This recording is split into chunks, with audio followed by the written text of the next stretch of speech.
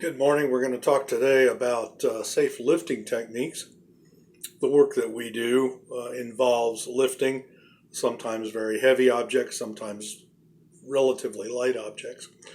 So when we lift, we want to lift in such a way as to not injure ourselves and to effectively accomplish the job without doing injury to ourselves, or if we're working with someone else, doing any injury to someone else who might be part of this whole project. So because picking up something, lifting something is something we do so often, we tend to do it very often without thinking. It becomes second nature until we strain a muscle, until we hurt our back, until something happens. Lifting incorrectly can result in a variety of injuries. Back strains is perhaps one of the more common ones. It results from overstretching certain muscles, but it can also be avoided by practicing safe lifting techniques. Now, a hernia is another injury which can occur as a result of lifting. It doesn't usually result from a single lifting incident. It very often is the result of continued extreme exertion, especially done contrary to the structure of the body.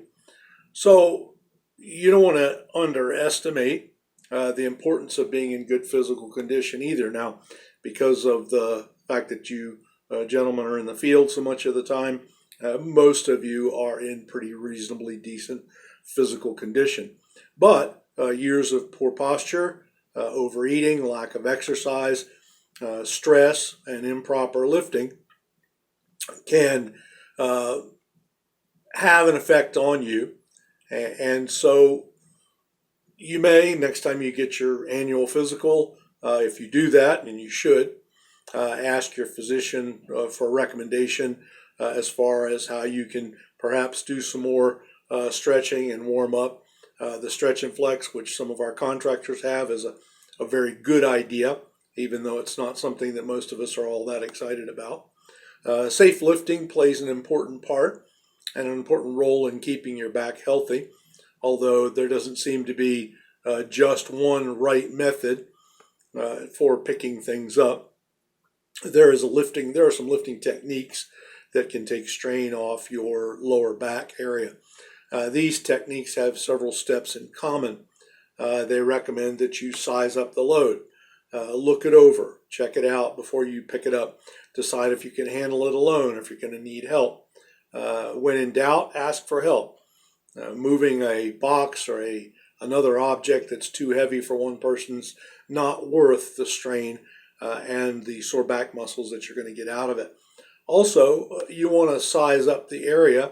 When I say that, what I mean is you want to look around the direction that you're going to take this load, whatever it is. Where are you going with it? Are there any objects in the way? Is there a clear path? So size up the area before you actually pick up the object. And then for the period of time that you are actually carrying the load, it really is becoming part of your body.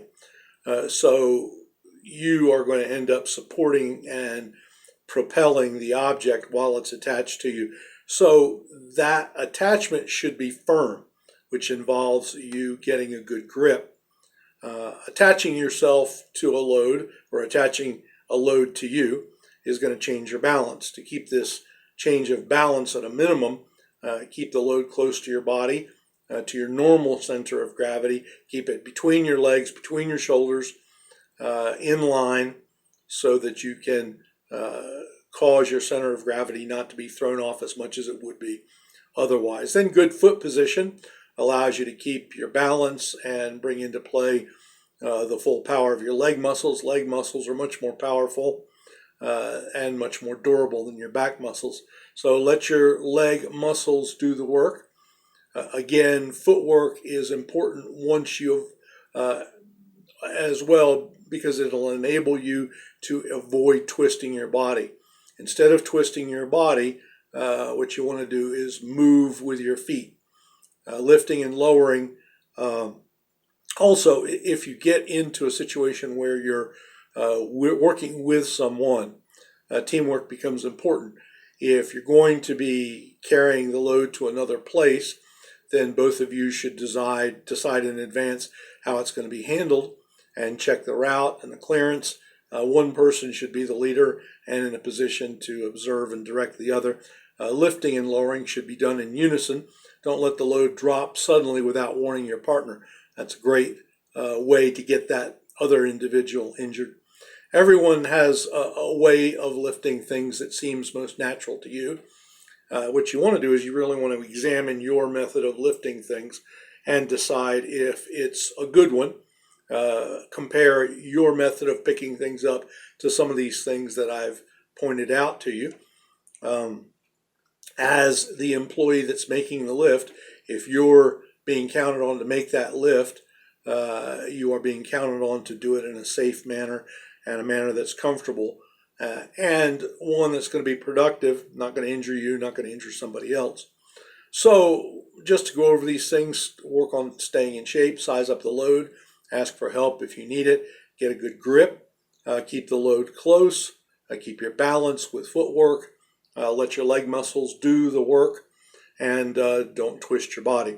I hope that these are some things that will lodge in your mind and you'll find them useful over the next little bit. You're always picking things up, so I hope that this will be a benefit to you. Thanks very much.